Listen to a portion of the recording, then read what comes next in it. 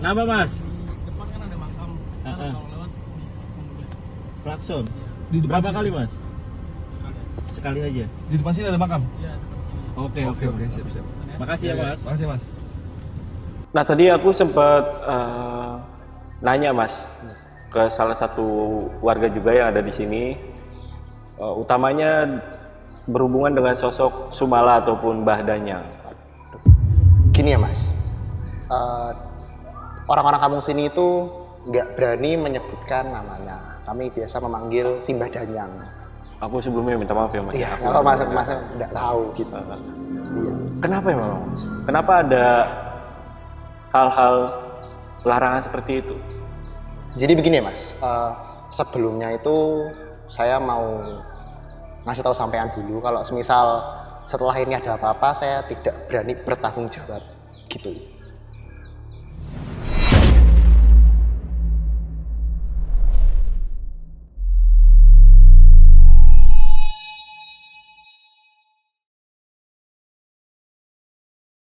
Halo semuanya, kembali lagi di Lentar Malam bareng gue Jamal. Guys, di video kali ini gue ngerasa seneng banget.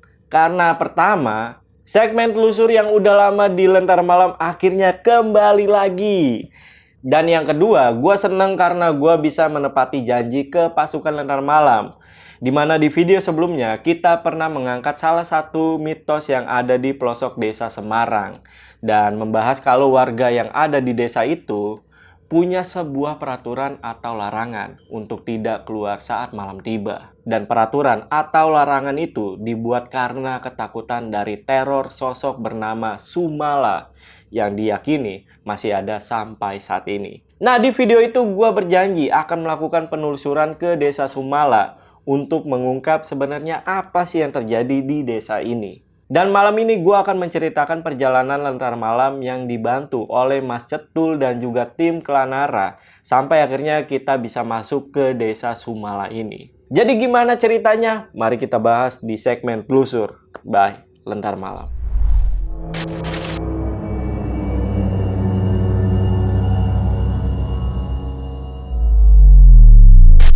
Selasa 9 September 2024. Gua dan tim Lentar Malam melakukan perjalanan dari Jakarta ke Semarang.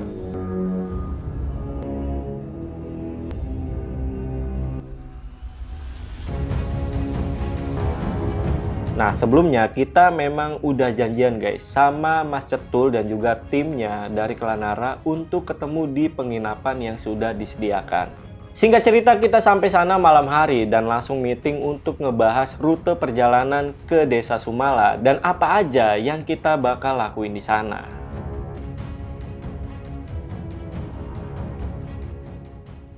Dan pagi harinya kita pun memulai perjalanan nih ke desa Sumala.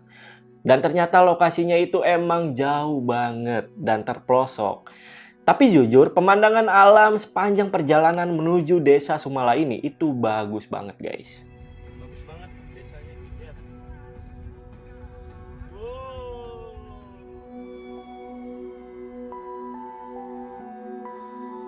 Nah, lagi asik-asik jalan, di tengah perjalanan kita sempet diberhentiin mendadak sama salah satu timnya Mas Cetul. Di situ dia ngasih kita peringatan kalau di depan jalan yang akan kita lewatin ada sebuah makam atau kuburan dan kita diwajibkan untuk bunyiin klakson.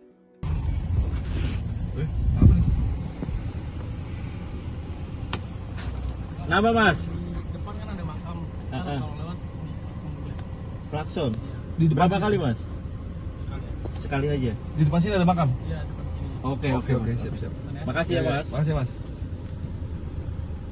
Nggak jauh-jauh amat. Langsung berarti ya. Jujur guys, saat itu gue deg-degan karena belum sampai desanya aja udah ada peringatan kayak gini. Akhirnya kita lanjut jalan lagi. Lalu pas lewat makam atau kuburannya, gak lupa kita bunyiin klaksonnya. Cuk, Ah, ini nih kuburan. ini kuburan ini cuk. Ya. Klakson di sini ya. Klakson ya? Klakson.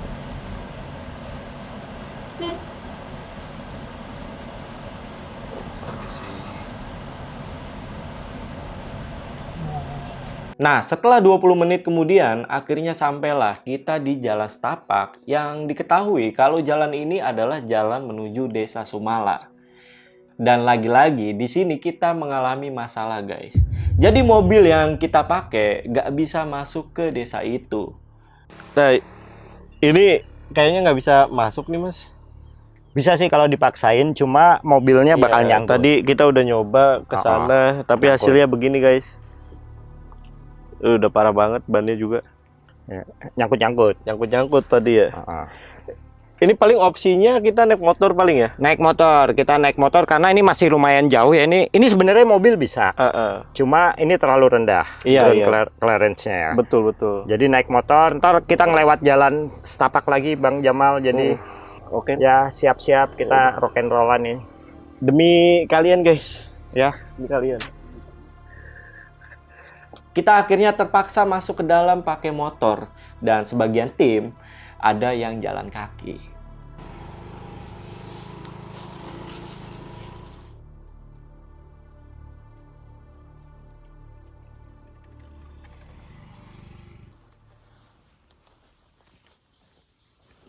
Nah, ketika kita sampai di desa Sumala ini, jujur kita sempet dijegat guys oleh warga yang ada di sana.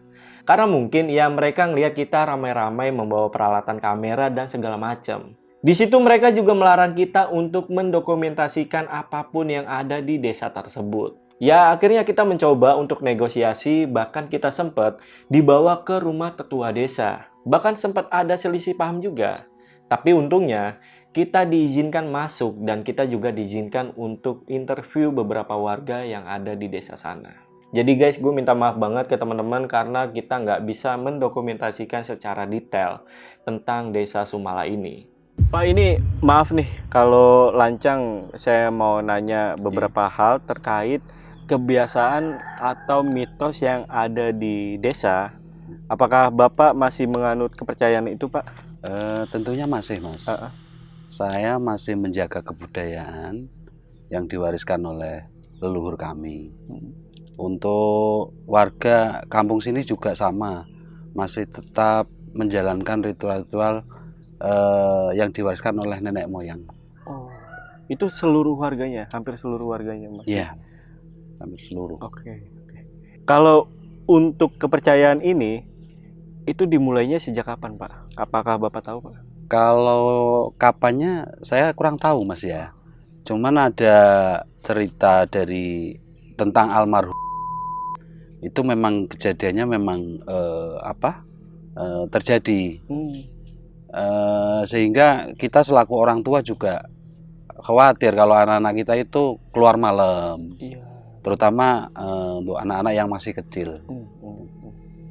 Nah, itu terkait kepercayaan keluar malam itu ya Pak ya, yang dilarang ataupun masih dianut. Apakah ada aktivitas warga di desa itu pada saat malam hari gitu Pak? Tentunya ada Mas ya, terutama untuk kita itu melakukan sholat jamaah masih ada di ya, masjid Pak, ya? maupun di musola itu kan terutama untuk sholat maghrib, sholat isya, sholat subuh.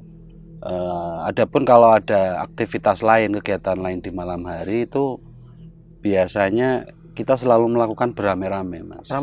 Rame-rame, terus ditemani oleh pemuka agama ataupun orang yang dituakan di desa ini Mas. Gitu. Oh berarti itu masih ada ya Pak ya kegiatan di malam hari ya? Masih ada Mas. Cuman beramai-ramai. Beramai-ramai ditemani oleh pemuka agama ataupun oleh orang yang dituakan di desa kami. Termasuk anak-anak boleh keluar di malam hari? Kalau anak-anak kecil itu tetap tidak boleh Mas ya. Tidak boleh, kecuali yang remaja itu. Tapi kita melakukannya juga beramai-ramai. Tetap harus ditemani sama orang tua, pemuka agama ataupun orang yang dituakan di kampung sini. Terakhir untuk kejadian anak-anak yang hilang itu ya Pak ya, kalau Bapak ingat di tahun berapa itu Pak? Untuk tahunnya kurang tahu persis ya Mas. Beberapa tahun yang lalu lah, itu ada kejadian menimpa anaknya almarhumah, anaknya Bapak Iwan. Pak Iwan? Ji, Pak Iwan. Beliau warga situ juga? Ya, asli warga sini Mas. Tapi Pak Iwannya itu sudah pindah Mas dari kampung sini. Oh sudah pindah ya? Sudah Pak, pindah. Oke. Waktu itu kronologi kejadian dari anak Pak Iwan yang hilang itu kayak gimana tuh Pak ceritanya? Itu gini Mas, awalnya itu si anak ini minta sesuatu sama Pak Iwan, cuman nggak diturutin, akhirnya anak ini kabur keluar dari rumah malam-malam gitu Mas.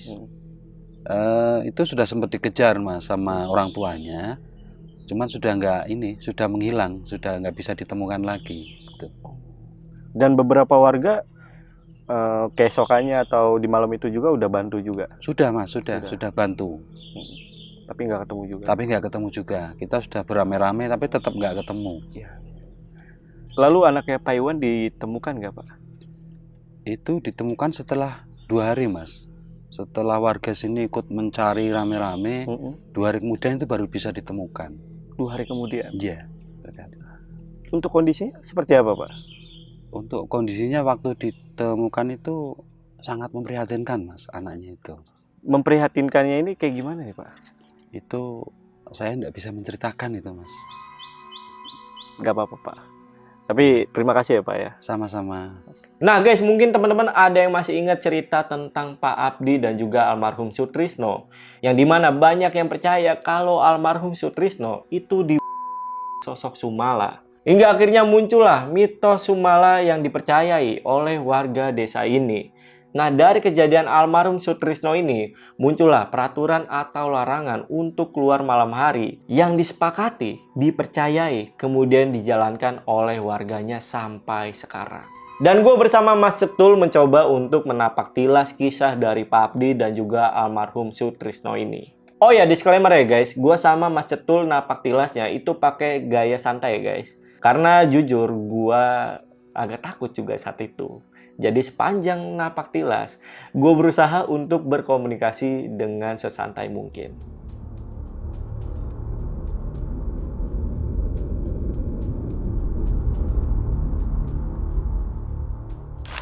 Nah, Bang Jamal, Ya, ini adalah perbatasan kebun dan hutan jati. di sini. Di sini. Jadi lapangannya di sana. Tuh tapi sekarang lapangannya jadi kebun kayaknya. Tapi dulu lapangannya di situ. Terus ini jagung. Karena ini sekarang kan musim kemarau. Ini baru hujan kemarin ya. Itu hujan pertama setelah berbulan-bulan. Jadi nggak ditanemin. Ada sih tanaman jagung tuh. Tapi biasanya ini jagung semua. Pas aku kesini dulu, pas musim hujan ini jagung semua. Nah ini perbatasannya. Berarti Pak Sutrisno dan juga Pak Abdi itu main bolanya di sana. Ya. Terus bolanya ketendang di ladang jagung. Ya kan, nyari ke ladang jagung nggak ketemu sampai mereka masuk ke hutan jati kan. Gara-gara ngelihat sosok anak kecil itu. Nah, ini hutan jatinya kita masih masuk ke dalam. Kalau di sini masih kelihatan terbuka ya karena kering. Tapi ketika aku ke sini pas musim hujan nih rimbun. Cuma nanti di dalam rimbun. Lebih rimbun dari ini meskipun musim kemarau. Jadi ayo kita sebentar Mas. Apa? Buru-buru banget. Oh iya. Aku pengen ini nih. Kita ngebayangin, gue tuh lagi ngebayangin betapa luasnya warga di sini ya untuk mencari Pak Sutrisno pada saat hilang. Ya. Ini gue ngeliatnya aja udah luas banget. Luas banget. Tapi kan mereka rame-rame. Mungkin nggak tahu ya disisir atau gimana caranya zaman segitu ya. Nggak kebayang sih ini kebayang, gimana rasanya gitu. Apalagi di tahun 76. Ya. Tuh. Lihat ya hutan jatinya. Waktu pencarian ya. Iya. Kita akan masuk ke hutan jati yang di sana. Masuk lebih ke dalam lagi untuk nemuin tempat yang lebih rimbun dari ini. Meskipun kemarau di sana rimbun. Rimbun ya. Rimbun. Kita Kebun jati nih. Hutan jati. Hutan jati. Ya. Salah satu tempat pencarian juga ya. Ntar keluar umang-umangnya. Ya. Saya bawa umang-umang. Saya pakai kacamata dulu Mas, biar keren. Ya. Ya.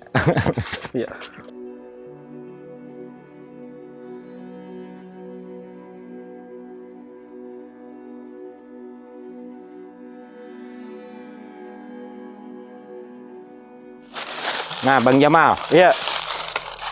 Di titik ini tempat Pak Abdi ngelihat Pak Trisno itu dipukulin kepalanya oleh sosok anak kecil tadi. Nah, yang ngebuat saya inget tuh pohon tumbangnya ini. Pohon tumbang ini. Ya, jadi saya kesini berapa bulan yang lalu, pohonnya udah tumbang. Jadi udah lama ini. Yang jadi ngebuat saya bisa nginget tuh ya pohon tumbang ini. Iya, jadi iya. di titik ini. Di sini. Waktu itu saya kesini sama Pak Abdi. Pak Abdi ya. Ya, Pak Iya, Abdi iya. yang dia apa ya? Kita kesini ditunjukkan di sini dan Bang Jamal bisa bayangin. Tadi kita jalan jauh banget kan dari Iya, perbatasan apa ladang sampai masuk sini tadi masih kering, itu udah rimbun. Bisa dibayangin saat itu udah mulai gelap dan Pak Abdi harus lari pulang ke rumah lewat semak-semak pohon-pohon kayak gini. Jalur yang tadi kita lewatin lagi. Ya, kira-kira sejauh itu. Jauh banget. Dan dia lari panik ke kampung. Tapi mungkin warga dulu tuh atau anak-anaknya gitu ya, itu memang kalau main sejauh itu ya? Ya mungkin. Karena ketika kita kecil kan kita juga mainnya jauh ya. Iya. Dan nggak ngerasa capek ya. Bener. Ya mungkin apalagi anak tahun 70-an ya. Jarak segitu mungkin bagi mereka ya taman bermain ya. Taman bermainnya seluas itu. Jadi ya di titik ini. Tapi Pak Abdi sendiri kenapa nggak bisa nih Mas kita? Beliau menolak. Jadi begini, Bang Jamal tadi tahu sendiri kan tiap kita ketemu orang kampung kita ajakin mau nggak cerita, mereka pada menolak kan. Pak Abdi begitu tahu akan ya di shoot begini, dia kan juga nggak mau. Nah, ya sama seperti orang desa yang tadi kita temui lah, mereka menolak nggak mas. Iya betul. Karena apa ya? Bagi penduduk sini saya nggak tahu ini tabu, nggak tahu ini aib, nggak tahu mereka takut, nggak tahu apa. Jadi tidak semua orang desa sini itu mau cerita. Iya. Hanya orang-orang tertentu yang mungkin mau. Iya. Tapi untungnya kita udah dapat beberapa narasumber ya yang bersedia. Tapi itu pun nggak mau ditunjukin identitasnya. Ya. Tapi gue itu bersyukur kita itu dapat narasumber yang mantan atau pernah tinggal di sana ya. Ya, jadi dia sampai lulus SMK. Lulus SMK itu ya. Sampai lulus SMK. SMK ya, dia tinggal besar lahir di desa ini, kemudian setelah lulus SMK kerja di Jakarta dan kebetulan sedang pulang di desa ini, jadi kita bisa ajak ngobrol dan bahasa Indonesia bagus. Jadi lebih enak sih ngobrolnya ya. Oke, ini kita lanjut lagi nih. Ya boleh kita lanjut lagi. Lanjut lagi ya. Mumpung emang alah gaya lu. Adventure banget nih saya orangnya. Adventure banget. Ya. Ntar pijet lu.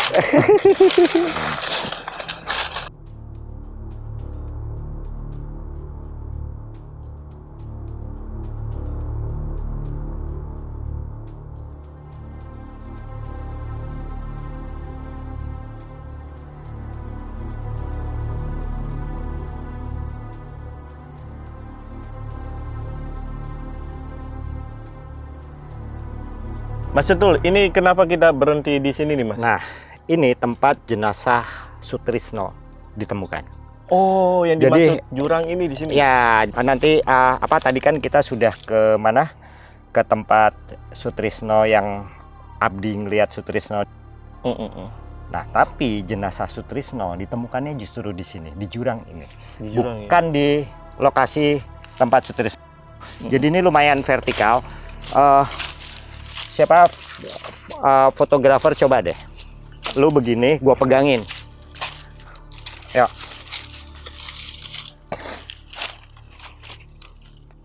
Dalam guys.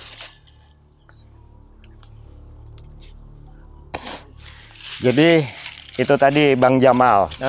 Jenazah Sutrisno ditemukan di sini dan itu jadi polemik pada saat itu ya. Di desa ini karena orang tua Sutrisno itu menuduh yang adalah Abdi. Abdi ya. Ya. Ini kalau misalkan dilihat sih dalam banget ya. Lu mau ngelongok? Udah sih tuh. Enggak, kalau Bang Jamal mau ngelongok nanti saya jorokin. Jangan dong. Masa saya nyusul?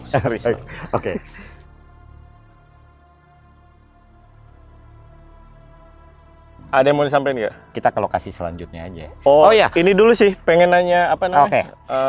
Kalau di cerita itu kan jenazah si Sutrisno itu kan ditemukannya Iya, dengan kepala yang ya begitulah. ya udah hancur ya gitu ya. Sama nih. Sama, oh ya buat teman-teman, kalau kalian ada di sini, daerah sini nih, vegetasi 3 jenis ular berbahaya. Kobra, king cobra sama ular tanah. Jadi itu kenapa pada pakai sepatu boot. Padahal digigitnya di leher. Gak guna dong ini ya. Dan ular tanah itu suka bersembunyi di bawah-bawah daun kering. Jadi ular tanah itu motifnya sama seperti ular piton. Tadi 3 jenis ularnya apa aja?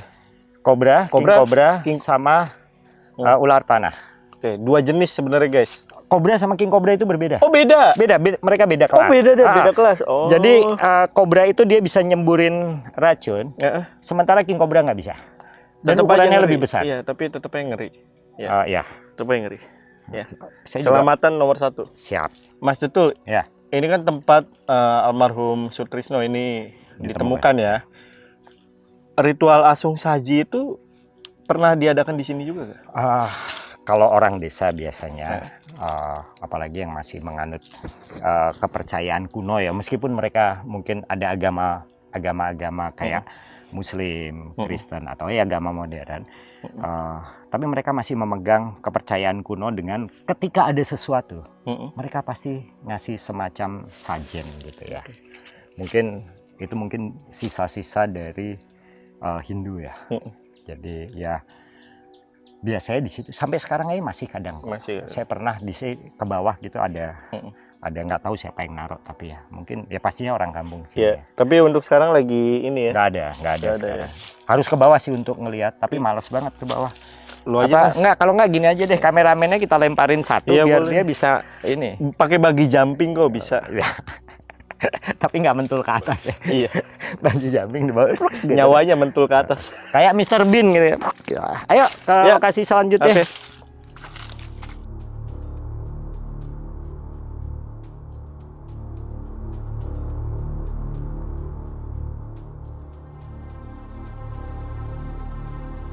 Mas, bentar Mas. Lu Iya, ngerasain gua kayak diem gua aja. Iya. Iya. Gua pikir lu nggak nyium, gua diem aja makanya. Ini ada bau dupa ya, Ya, kalau dupa ini. kalau orang awam itu bisa nyium ya. Jadi Entah di mana ini dupanya. Menurut lu di mana, Mas? Kan mungkin nyengat di bawah banget, itu aja ya, di jurang bawah itu. Ini kita masih nggak jauh dari lokasi tempat TKP almarhum. Ya, berarti kan ada yang naruh sajen. Tadi kan sempat tanya kan. Iya bener, Masih saji. masih ya, itu enggak. Jadi dengan bau seperti ini ya berarti di bawah masih ada. Cuma kalau mau ke bawah ini PR banget nih. Iya. Oh, mungkin kamera bisa tuh lihat. Iya. Tuh, ke bawah kan tuh vertikal gitu kan PR banget ya. Tapi lu ngerasain nggak kok? Ya, rasain. Hah? Rasain. Apa? Bau. Bau juga? Ya, Lu pas gua toel ngerasain. ngerasain dong. Siap. dong. Yuk, lagi. Yuk, Mas. Ketek gua. Ketek gua bau ini. Lanjut. dupa. Yuk.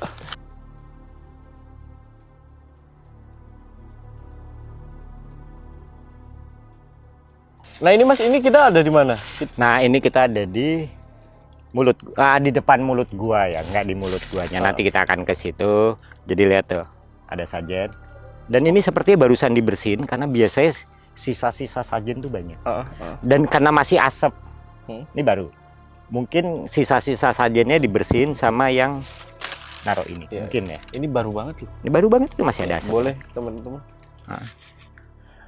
Dan itu, Nah Mas, ya ini yang namanya asung saji itu kayak gitu ya Mas? ya mungkin seperti ini. Kurang lebih ya? Kurang lebih ya. Jadi waktu itu ketika saya di sini itu kan ada banyak apa sajen-sajen, nggak cuma satu gini, ada banyak, dan masing-masing sajen tuh ternyata ada tujuannya masing-masing. Oke. Jadi sajen ini untuk pesugihan, ini untuk apa gitu. Oh tapi ini bukan seperti yang tadi kita bahas di TKP Sutrisno ya? Itu Apa? kalau Sutrisno kan mungkin untuk itu untuk menghormati ya. ya itu mungkin Kalau untuk ini- menghormati. Ini kayaknya lebih ke permintaan. Permintaan ya? Yap. Oh. Gitu. Kita mau Masih ke ada mulut loh, guys. gua nggak? Jujur gue nggak berani kalau ke goa Mas, ke Kita mungkin ke nggak usah tempat gua masuk ya. gitu. Masuk maksudnya. Kalau ke mulut guanya kan nggak apa-apa. Berani nggak lo? Enggak, di sini aja sih udah cukup sih. Ini udah. Mungkin gue sama kameramen mungkin mau nggak? Iya, kalau kameramen pasti ke situ dia. Pasti ke Dia situ. nanti nge- Kalau nggak kameramen sendiri aja. Iya boleh. Boleh. Jangan Siapa tahu ada ular kan di situ. Nah, nanti kameramen bakal bantu kita untuk ngelihat. Gue sih minta cuma dasar mulut gue aja ya, nggak usah sampai dalam lah. Udah cukup sih. Cukup ya. Nggak tahu. Gimana? Gue takut ada Oke. kenapa-napa Mas. Yaudah yuk ke sana yuk. Lu di sini. Gue di sini aja. Kita Dibantu sama Mas semua Teguh. ke sana. Biasanya itu yang di belakang sendiri yang kena. Nggak tahu digigit ular, nggak tahu caplok apa. Hati-hati, hati-hati.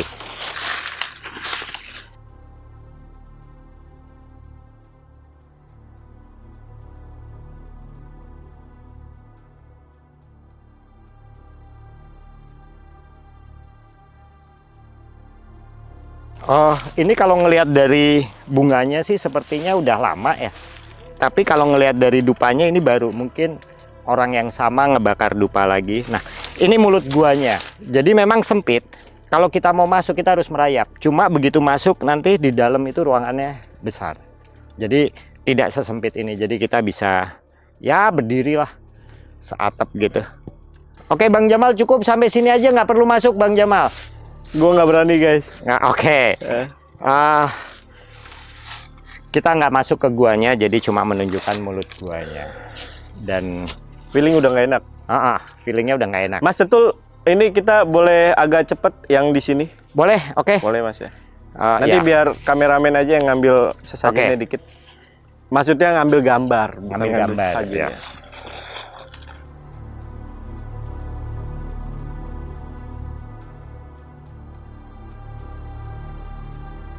Nah guys, setelah kita napak tilas kisah dari Pak Abdi dan juga almarhum Sutrisno ini, dan juga wawancara dengan narasumber pertama, entah kenapa pada saat itu gua masih ngerasa kayak ada yang janggal tentang cerita di desa Sumala ini. Karena gue merasa masih banyak kejadian yang belum diceritain dari warga yang menjadi korban teror Sumala ini.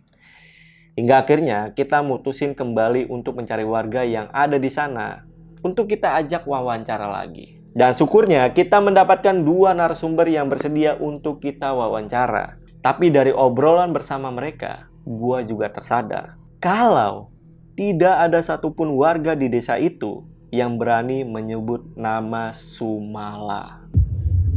Sampai segitunya guys. Warga di sana mengganti nama Sumala dengan sebutan Mbah Danyang. Bu, kalau di desa ini ada ritual tertentu nggak Bu? Untuk ritual tertentu sih tidak ada Mas. Cuma setiap warga di sini masih memberikan sesaji untuk Mbah Danyang. Mbah Danyang. Mbah Danyang. Iya. Mbah Danyang itu siapa Ibu? Mbah Danyang itu yang sampean cari-cari Mas. Cuma warga di sini nggak berani menyebutkannya Mas. Oke. Kalau Ibu sendiri punya pengalaman pribadi tentang mitos ataupun kepercayaan yang ada di sini? Untuk pengalaman pribadi sih tidak ada Mas. Hanya saja menurut cerita dari kakak saya yang pada waktu itu ikut mencari beramai-ramai dengan warga semua di sini mencari almarhum tersebut. Nah, memang benar-benar terjadi. Dan usia kakak saya pada waktu itu 1 tahun lebih muda dari usia almarhum. Dan kakak saya itu ikut mencari dan menemukan jenazah almarhum itu ada di ujung jurang sana Mas. Berarti kakak Ibu itu benar-benar sempat melihat kondisi jenazahnya terakhir ya? Betul Mas. Nah, untuk kepercayaan ataupun budaya ataupun mitos yang ada di sini, apakah pernah ada yang menentang, Bu? Tidak ada Mas. Bahkan kami semua warga di sini melestarikan dan menjaga tradisi dari leluhur nenek moyang sebelum kita dilahirkan di sini, Mas. Lalu untuk di malam harinya sendiri di desa ini keadaannya seperti apa, Bu? Kalau keadaan di desa ini nggak jauh dari desa-desa yang lain, Mas. Kalau sepi ya sepi banget. Tapi kalau mau ada acara, kami satu warga beramai-ramai keluar rumah pada malam hari. Dan sampai saat ini pun para orang tua tidak mengizinkan anaknya keluar rumah pada malam hari, Mas. Walaupun dalam kondisi ramai. Gitu, ya, Bu? Iya. Khususnya anak-anak ya, Bu ya? Iya, khususnya anak-anak. Selain kisah dari almarhum, apakah ada kisah lain, Bu, yang hampir sama dengan kejadiannya dengan almarhum? Ada sih, Mas. Beberapa tahun yang lalu itu terjadi pada anaknya Pak Iwan, Mas. Pak Iwan? Iya, dia seorang cewek. Iya. Dia marah karena pengen sesuatu, minta pada bapaknya nggak dikasih. Akhirnya dia keluar rumah pada malam hari, Mas. Oke. Kalau selain kejadian dari Pak Iwan, ada lagi? Ada, Mas. Tapi mohon maaf, saya nggak berani bercerita, Mas. Nggak apa-apa, Bu. Nggak apa-apa, Ibu.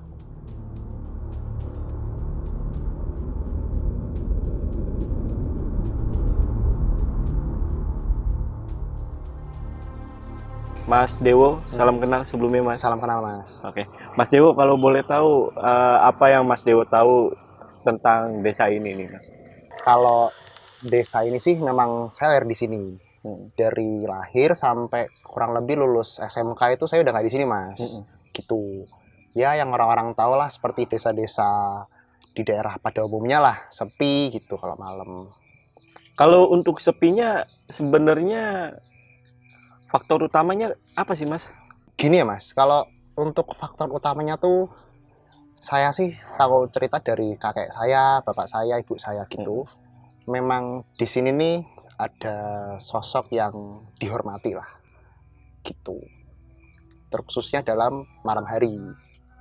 Nah, tadi aku sempat nanya, Mas, ke salah satu warga juga yang ada di sini, utamanya berhubungan dengan sosok Sumala ataupun Mbah Danyang. Gini ya, Mas, orang-orang kampung sini itu nggak berani menyebutkan namanya. Kami biasa memanggil Simbah Danyang. Aku sebelumnya minta maaf ya, Mas. Iya, aku kalau Mas nggak tahu gitu. Iya. Kenapa emang, Mas? Kenapa ada hal-hal larangan seperti itu? Jadi begini ya, Mas, sebelumnya itu saya mau ngasih tahu sampean dulu kalau semisal setelah ini ada apa-apa saya tidak berani bertanggung jawab gitu. Jadi Simbah Danyang ini itu merupakan sepengetahuan saya, menurut dari cerita kakek saya, bapak saya, merupakan sosok yang dihormati sampai sekarang ini. Gitu. Itu sudah menjadi tradisi kebudayaan turun-temurun dari desa kami ini. Gitu. Banyak banget tantangan yang kita jaga sampai sekarang. Terkhususnya biasa di malam hari. Itu bisa kita lihat pasti desa ini sepi banget, Mas. Karena memang sudah menjadi pantangan dari dulu. Kalau setelah maghrib itu tidak boleh ada yang keluar. Takut menjadi hal yang tidak diinginkan. Termasuk hari ini sih ya,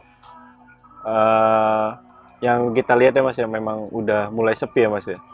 Ya, memang harusnya jam segini sudah pada masuk sih, Mas. Oke. Aku pengen tanya sih, Mas. Entah kenapa setelah tadi aku sempat nanya-nanya ke beberapa warga di sini, ada satu kejadian yang gak berani mereka ceritain. Aku tuh merasa kayak setelah kejadian Pak Iwan, ini ada satu kejadian lagi yang aku tuh penasaran gitu, Mas. Kalau boleh diceritakan dari Mas Dewo, boleh? Ini sebenarnya kenapa warga sini tidak berani menceritakan. Sebenarnya cerita-cerita tersebut tuh aib Mas sebenarnya. Gitu. Apalagi kejadian terbaru ini tuh sekitar 2 tahun yang lalu. 2 tahun yang lalu. Iya, 2 tahun yang lalu Mas. Mas Dewo mungkin bersedia untuk menceritakan, Mas? Aduh, tapi gimana ya Mas? Saya beneran nggak bertanggung jawab sama sekali loh Mas. Iya, Mas. Beneran. Oke. Jadi sekitar 2 tahun yang lalu itu malam-malam Mas, itu ada sekelompok orang bawa truk Mas. Mereka itu berhenti di kebun jati. Banyak warga yang melihat mereka itu gerak-geriknya itu seperti mau maling Mas. Maling di kebun jati. Lah warga-warga sini apalagi bapak-bapak itu mau nyamperin, cuman pada tidak berani Mas. Kenapa, Mas? Mereka bawa senjata Mas. Namanya bawa senjata pasti tidak berani tuh Mas. Beraninya tuh paginya. Lah pas dicek paginya tuh kok truknya masih ada Mas. Disamperin sama warga Mas. Ternyata tuh Mas, dari 7 orang yang ada, 5-nya sudah tidak bernyawa. 5 orang. Iya Mas. Keadaannya tuh seperti kena racun Mas. Mulutnya busa, seperti ada luka-luka memar gitu loh Mas. Nah yang 2 tuh sekarat. Langsung warga sudah tidak berani toh, diserahkan ke pihak yang berwajib. Sebenarnya tapi ya, yang jadi pertanyaan itu, sebenarnya siapa sih yang lakukan itu? Iya, benar.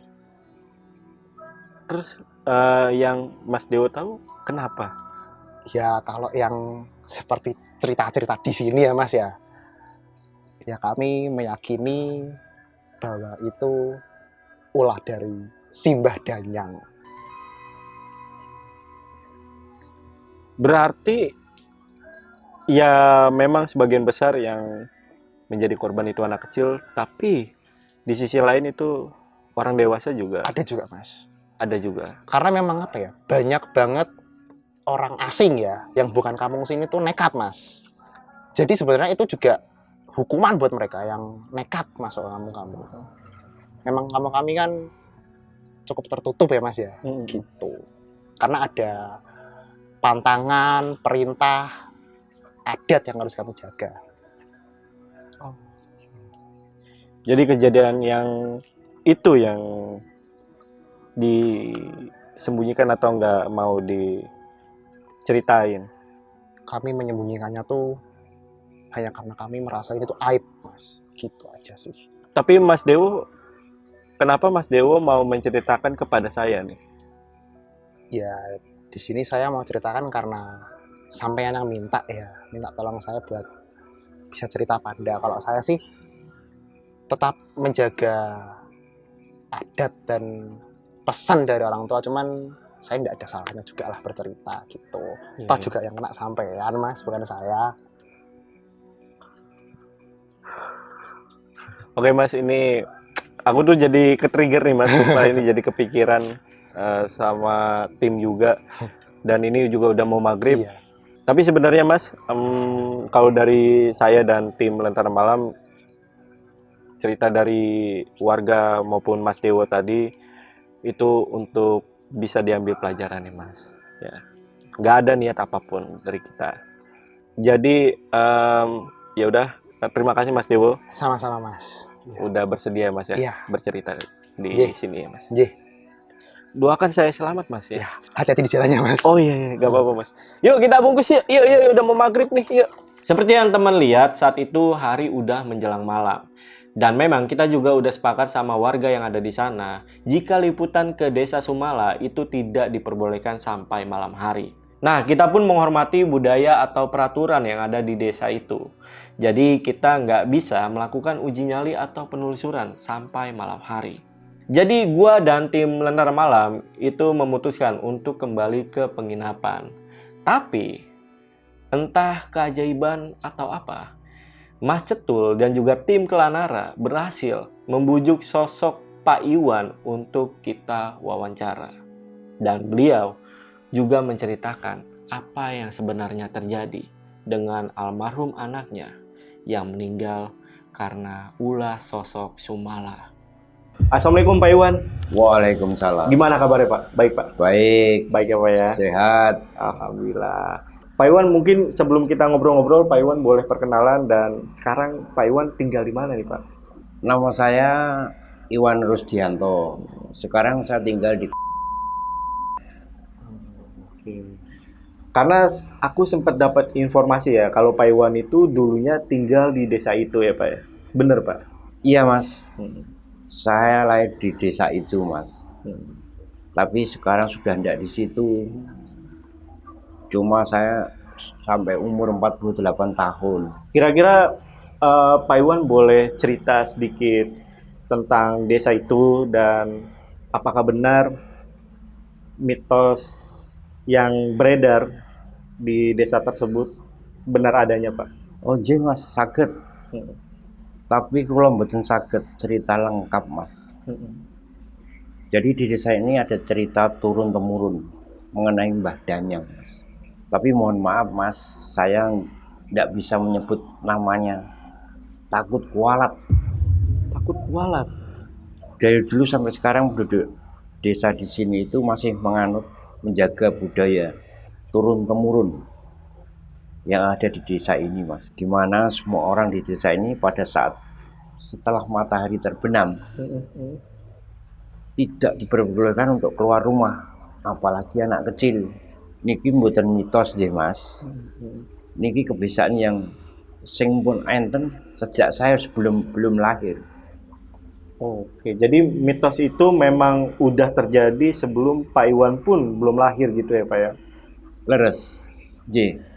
Nah, mengenai mitos tersebut Pak Iwan, apakah Pak Iwan sendiri pun punya pengalaman pribadi ataupun dari orang tua Pak Iwan? Saya sendiri mengalami langsung Mas. Tentang apa yang menjadi kebiasaan di desa ini Mas. Ini tidak apa-apa ya Mas, saya cerita sedikit. Gak apa-apa. Jadi beberapa tahun yang lalu saya kehilangan anak sematawayang saya. Anak saya marah karena tidak dituruti permintaannya dan anak saya melanggar kebiasaan untuk tidak keluar rumah setelah matahari terbenam. Akhirnya kejadian yang tidak diinginkan itu pun terjadi Mas. Anak saya lari keluar rumah pada saat malam hari. Tapi saya tidak bisa mengejar anak saya. Sampai akhirnya Mbah Danyang mendapatkan anak saya terlebih dahulu. 2 hari kemudian anak saya baru ditemukan Mas. Saat anak saya ditemukan, saya merasa sedih luar biasa. Bersalah dan merasa gagal untuk menjaga anak saya. Di malam setelah pemakaman anak saya didatangi anak saya di mimpi Mas. Anak saya mengatakan bahwa sudah bersenang bersama Mbah Danyang. Dan anak saya berpesan kepada saya kalau tiap netonnya saya harus asung saji Mas. Sebagai perwujudan minta maaf saya tidak bisa menjaga anak saya dengan baik. Di umur berapa Pak Iwan pada saat itu anaknya? Kurang lebih 4 tahun. Kurang lebih 4 tahun. 4 tahun. Sebelumnya turut berduka cita ya Pak. Terima kasih Mas. Oke, kita lanjut ya. Pak Iwan, ini kalau boleh tahu, asung saji itu apa nih Pak? Asung saji itu kita memberikan sesajen Mas. Gak apa-apa Pak, lanjut aja. Ini tadi ulangi lagi. Asung saji itu kita memberikan sesajen. Saya biasanya membawakan tumpeng dan bekaka ingkung Mas. Bekaka ingkung itu apa itu Pak? Bekaka ingkung itu berupa ayam gitu. Ayam utuh nih Pak? Ayam utuh ya kan. Biasanya kan sayapnya kan diikat ke leher biasanya itu. Itu Pak Iwan lakukan ritual asung saji itu setiap berapa tahun atau berapa bulan gitu Pak? Kalau boleh tahu. Saya melakukan sesajen di asung sesaji itu setiap netonnya atau katakanlah 1 bulan sekali. Kalau untuk wetonnya itu wetonnya siapa nih Pak? Anak saya Pak. Anak bapak. Ya. Apakah asung saji yang diberikan dari warga itu hanya berupa bekakak dan juga tumpeng saja, Pak? Ya enggak, Mas. Setiap warga di sini pasti sesajinya kan berbeda-beda, Mas. Ada yang hanya membawa bekakak ingkung, ada yang membawa jajanan pasar, buah juga ada, Mas. Buah juga ada. Tergantung masing-masing saja, Mas. Nah, terus apakah ada arti tertentu dari asung saji yang Bapak Iwan itu berikan? Ada, Mas. Kalau tumpeng itu kan artinya lambang bakti kita kepada alam semesta.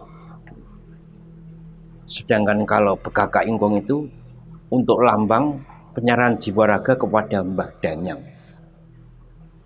Penyerahan jiwa raga kepada Mbah Mbah Danyang. Danyang. Pak Iwan, ini sebelumnya terima kasih udah diizinkan untuk bertanya dan ngobrol langsung dengan Pak Iwan mengenai desa Mbah Danyang ini ya Pak ya. Terima kasih ya Pak Iwan untuk waktunya. Sami-sami, Mas. Dan sekali lagi Pak Iwan turut berduka buat anak Pak Iwan ya. Ya, terima kasih, Mas. Ya. Sama-sama. Sehat selalu ya Pak ya. Amin. Amin. Mantap. Oke guys, mungkin itu aja yang bisa kita kasih dan mohon maaf kalau teman-teman masih kurang puas. Jujur, perasaan kalian juga pasti sama kayak gua. Tapi yang pasti gua bersyukur masih bisa selamat dan masih bisa menceritakan tentang pengalaman gua dan juga tim Lentera Malam waktu mengunjungi Desa Sumala.